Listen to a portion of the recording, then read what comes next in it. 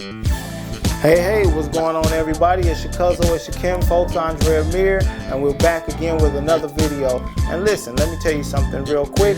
If you want to see more videos, as you can probably see, I'm really new with my new YouTube channel.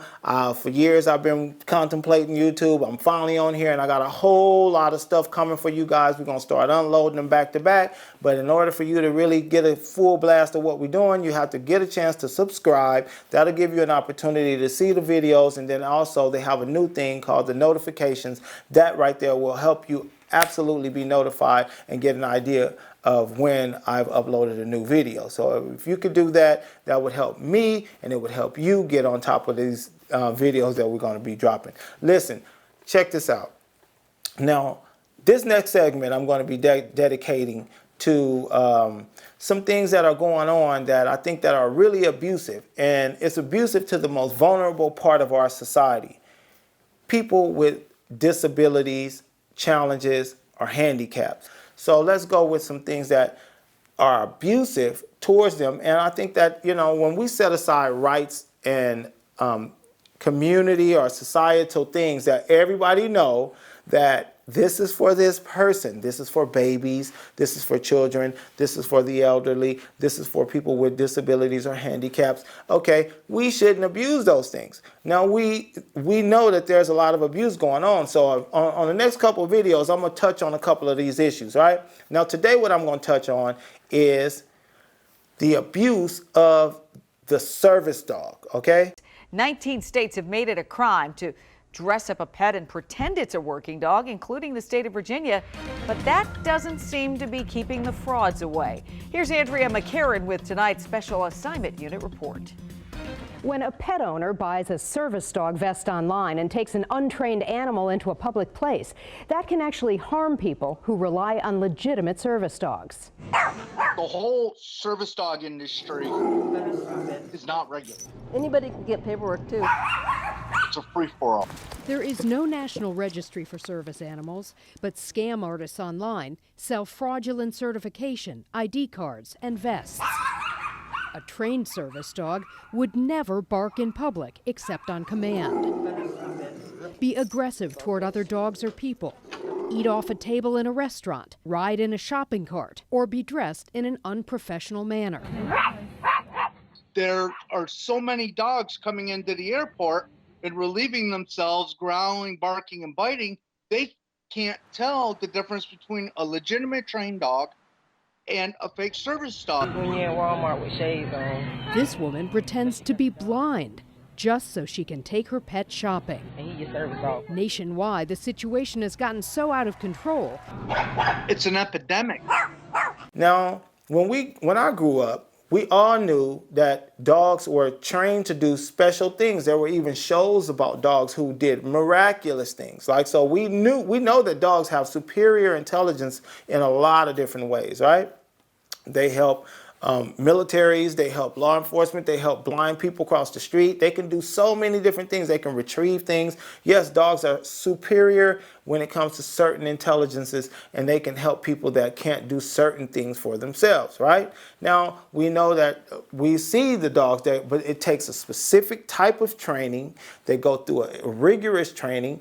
They have to go through certain societal tests to find out if they're aggressive, if they're non-aggressive. So these things up to a certain point of labeling a dog a service dog had been very, very strenuous up until seemingly recent times. Now we have what seems to be a lot of people are taking advantage of this. So they've found a loophole for their little Snoopy, their little laptop dogs. They've even found loopholes for their pit bulls and other dogs that they may want to carry wherever they want to go without any regard for other people. So I think that this needs to be addressed, because this is not me addressing something that somebody's doing criminalistic and I've gotten inside of their criminal behavior of survival. No, this is something that's bothering and harming and placing other people in harm's way. Everybody in society. Okay, let's go over why. Like I said, we know that dogs have traditionally, the main reason for service dogs amongst civilians was the blind, right? They were primarily synonymous with the word of guide dog. A guide dog and a service dog was pretty much the same thing, unless you were dealing with a Saint Bernard or something, digging people out of stores, rescue, or a fire dog, put on a fire truck. You know, different dogs had different things, right? Now, this service dog thing has went all the way out of control, because now people can have found a way to go down and get a license for any dog. It seems like, I've seen it, so I'm gonna show you in a minute. But it seems like any kind of dog. I don't know the specialized training of the dog. I'm not sure what the criteria is, but it's clear that the person's not handicapped, because you're seeing them in grocery stores, you're seeing them walking, you're seeing them in restaurants, you're seeing them everywhere where people are functional and able. You're seeing them, you know, the person's not blind. They don't have a visible. I guess they're saying that they have an emotional handicap. That's what people have told me, that this dog helps me with my emotional handicap. And I think that with the recent wars and things, they started helping soldiers. So people, the wall came down, so other people jumped on it and just started abusing it. So with that being said, let's take a look. Now, I went to, not too long ago, and pick up my little daughter from kindergarten. And there's little babies and little siblings of parents coming through. And this lady right here has a pit bull. And to make it even worse, she's not harnessing the dog. She has no muzzle on the dog. She has no restraint on the dog. And she doesn't even have the leash under her control. So this is obviously wrong and endangering the lives and safety of others. But the bottom line of it is that the lady claimed and went to the office and told the principal it's a service dog, right? No, and the laws about questioning service dogs have, you know, puts people uneasy, especially administrators in different places. So people don't want to be, you know, be susceptible to a lawsuit. So they are not questioning these people that's walking in these stores and grocery stores and in restaurants with these service dogs, right? So now, another example, the grocery store. Now, I had a friend of mine just told me the other day they was in the grocery store and they saw a small dog squat down and actually urinated inside the aisle. Now, if you're not blind, right, and you're in there shopping, what do you need? Your emotions that bad that if you can't shop for a minute and without this dog, really? Are you really in a situation you're that emotionally unstable that if you don't have this dog while you go get this box of Cheerios, you're going to go all the way 5150 crazy on somebody? And if that's the case, the dog ain't gonna help you, because you're not gonna be able to go every single place with this dog, and you're gonna snap or go crazy and whatever it is, you know.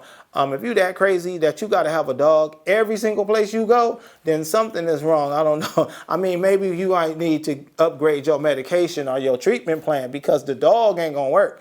Because I mean, and then think about it. There's reasons why the FDA, now, yes, they let certain things slip by and they approve things that hurt people, but for the most part, we want to believe that the FDA make provisions, or the health department make provisions in order to protect everybody, right? Now, there's people in our society with cancer, there's people with liver disease, there's people with all kinds of diseases with that affects their immune system. So if you're bringing a dog inside the store, now we're seeing people walking around holding the dog, touching tomatoes and things like that, and we know animals carry diseases that can harm human beings. So if you have a dog and you're in a store, you're disregarding everyone else's health and safety. There's other people that is totally critically, now you're walking around in the store. You have people that are critically ill, who other people are coming in there getting this food that they can't even come to the store for themselves, and they're gonna take this food to someone with a very compromised immune system, and you're going to end up hurting somebody because you